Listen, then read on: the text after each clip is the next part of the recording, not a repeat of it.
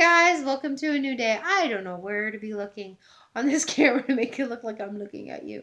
Because when I look at that, which is supposed to be the camera right there, see it? Oh, my finger. Then I feel like I'm not looking at you. But then when I look at the camera itself, I'm not sure. I don't know. So, whichever place I look, know that I'm looking at you. All right, so my hair is still wet from the shower I took this morning before I started recording because, of course, for me, it's the same day. So we are on Sarah Plain and Tall. We know it's a first-person book, and because Anna is the one telling the story, she uses I a lot, okay, because it's first person. Remember, first person is when you use I or me, okay, and third person is when you tell it not using I or me. All right? Okay, so here we are, chapter 3. And you guessed it, there are no pictures in this book. None, not a single picture. The only picture is the author. Okay? All right, so today we're going to do chapter 3, chapter 4, and then we're going to move on. Tomorrow's going to be a longer day with chapter 5, 6, and 7. All right? So, chapter 3 and 4. Let's see what happens when Sarah comes. Are you ready? Remember, she's wearing a yellow bonnet. So a yellow bonnet just means a hat. It doesn't mean like a sunbonnet. Otherwise, it would say a sunbonnet. So back in this time of history, they called hats bonnets. Okay? All right, away we go. Sarah came in the spring. She came through green grass fields that bloomed with Indian paintbrush. That's a kind of flower. Red and orange and blue-eyed grass. Papa got up early for the long day's trip to the train and back. He brushed his hair so slick and shiny that Caleb laughed. He wore a clean blue shirt and a belt instead of suspenders. He fed and watered the horses, talked to them as he hitched them up to the wagon. Old Bess, calm and kind, Jack, wild-eyed, reaching over to nip Bess on the neck. "Clear day, Bess," said Pa, rubbing her nose. "Settle down, Jack."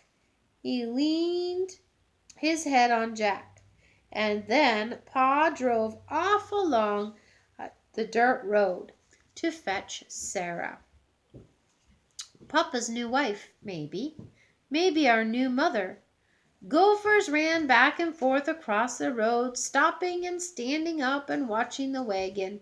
Far off in the fields, a woodchuck ate and listened. Caleb and I did our chores without talking. We shoveled out the stalls and laid down new hay. We fed the sheep. We swept and straightened and carried wood and water, and then our chores were done. Caleb pulled on his shirt. "Is my face clean?" he asked. "Can my face be too clean?" He looked alarmed. "No, your face is clean, but not too clean," I said.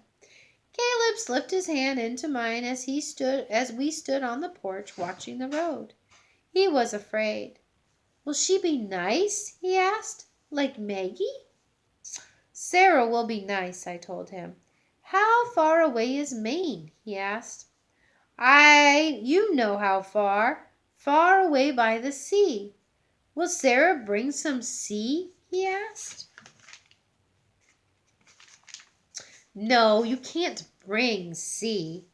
The sheep ran in the fields, and far off the cows moved slowly to the pond like turtles. "Will she like us?" Caleb asked very softly. I watched a marsh hawk wheel down behind the barn.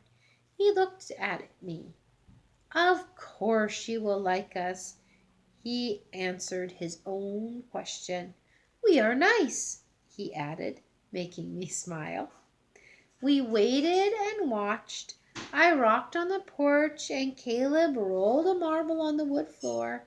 Back and forth, back and forth. The marble was blue. We saw the dust from the wagon first, rising above the road, above the heads of Jack and old Bess. Caleb climbed up onto the porch roof and shaded his eyes. A bonnet, he cried. I see a yellow bonnet. The dogs came out from under the porch, ears up, their eyes on the clouds of dust bringing Sarah. The wagon passed the fenced field, and the cows and the sheep looked up too.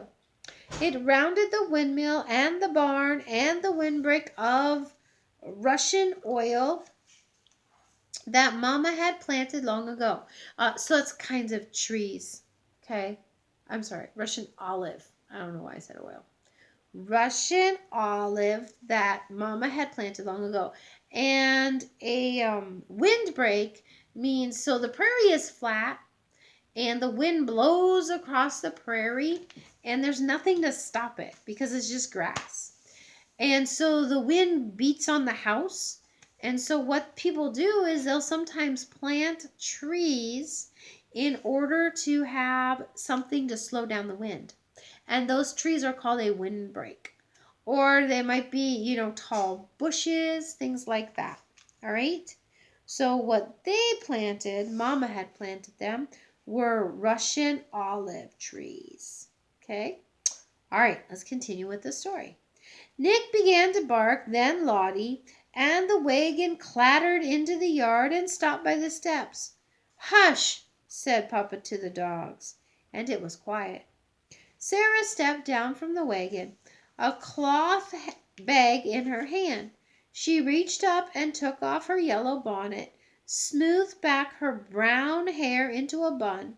She was plain and tall. Did you bring some sea? Cried Caleb beside me. Something from the sea, said Sarah, smiling. And me? She turned and lifted a black case from the wagon. And Seal, too. Carefully she opened the case and Seal, gray with white feet, stepped out. Lottie lay down, her head on her paw, staring. Nick leaned down and sniffed. Then he lay down too. The cat will be good in the barn, said Papa, for mice. Sarah smiled. She will be good in the house too. Sarah took Caleb's hand, then mine. Her hands were large and rough. She gave Caleb a shell. A moon snail, she called it. That was curled and smelled of salt.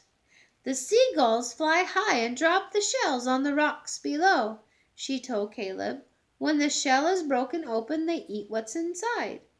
That is very smart, said Caleb. For you, Anna, said Sarah, a sea stone. And she gave me the smoothest and whitest stone I had ever seen. The sea washes over and around the stone, rolling it until it is smooth and perfect. That is very smart, too, said Caleb. And he looked at Sarah. We do not have the sea here. Sarah turned and looked out over the plains. No, she said, there is no sea here. But the land rolls a little like the sea. My father did not look at her, but I did, and I knew that Caleb had seen it too. Sarah was not smiling. Sarah was already lonely. In a month's time the preacher might come to marry Sarah and Papa, and a month was a long time. Time enough for her to change her mind and leave us.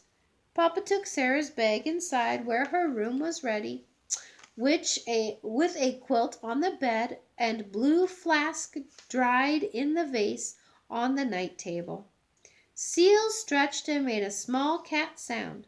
I watched her circle the dog and sniff the air. Caleb came out and stood beside me. When will we sing? He whispered.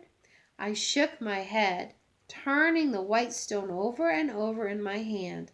I wished everything was as perfect as the stone. I wished that Papa and Caleb and I were perfect for Sarah. I wished we had a sea of our own. Chapter 4. The dogs loved Sarah first. Lottie slept beside her bed, curled in a soft circle, and Nick leaned his face on the corners in the morning, watching for the first sign that Sarah was awake. No one knew where Seal slept. Seal was a roamer. Sarah's collection of shells sat on the windowsill. A scallop, she told us, picking up the shells one by one, a sea clam, an oyster, a razor clam, and a conch shell. If you put it to your ear, you can hear the sea. She put it to Caleb's ear, then mine. Papa listened too. Then Sarah listened once more, with a look so sad and far away that Caleb leaned against me. At least Sarah can hear the sea, he whispered. Papa was quiet and shy with Sarah, and so was I. But Caleb talked to Sarah from morning until the light left the sky. "Where are you going?" he asked. "To do what?" "To pick flowers," said Sarah. "I'll hang some of them upside down to dry them so they'll keep some color. And we can have flowers all winter long." "I'll come too," cried Caleb. "Sarah said winter," he said to me. "That means she will stay." Together we picked flowers, paintbrushes and clover and prairie violets. There were buds on the wild roses that climbed up the paddock fence. "The roses will bloom in early summer," I told Sarah. I looked to see if she knew what I was thinking. Summer was when the wedding would be. Might be Sarah and Papa's wedding. We hung the flowers from the ceiling in little bunches. "I've never seen this before," said Sarah. "What is it called?" "Bride's bonnet," I told her. Caleb smiled at the name. "We don't have this by the sea," she said.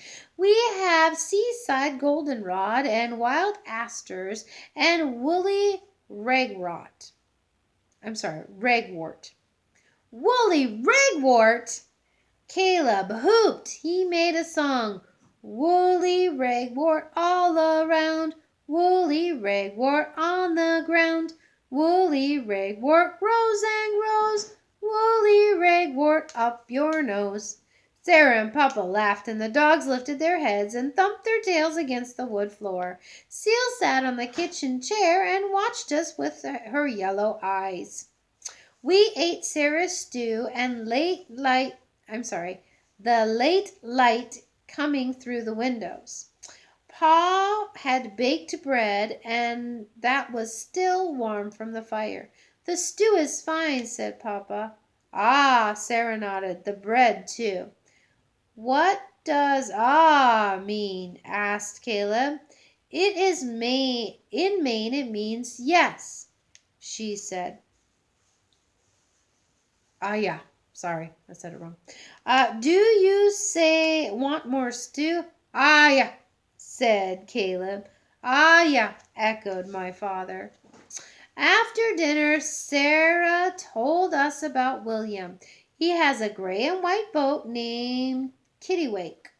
She looked out the window. "That is a small gull found way off the shore where William fishes. There are 3 aunts who live with us. They wear silk dresses and no shoes. You would love them." Yeah," said Caleb. "Does your brother look like you?" I asked. "Yes," said Sarah. "He is plain and tall." At dusk, Sarah cut Caleb's hair on the front steps, gathering his curls and scattering them on the fence and ground. Seal battered some hair around on the porch as the dogs watched. "Why?" asked Caleb. "For the birds," said Sarah. "They will use it for their nests. Later we can look for the nests of curls." Sarah said later. Caleb whispered to me as we spread his hair about. "Sarah will stay." Sarah cut Papa's hair too. No one else saw, but I found him behind the barn, tossing the pieces of hair into the wind for the birds. Sarah brushed my hair and tied it up in back with a rose velvet ribbon. she had brought from me. She brushed hers long and free and tied it back too.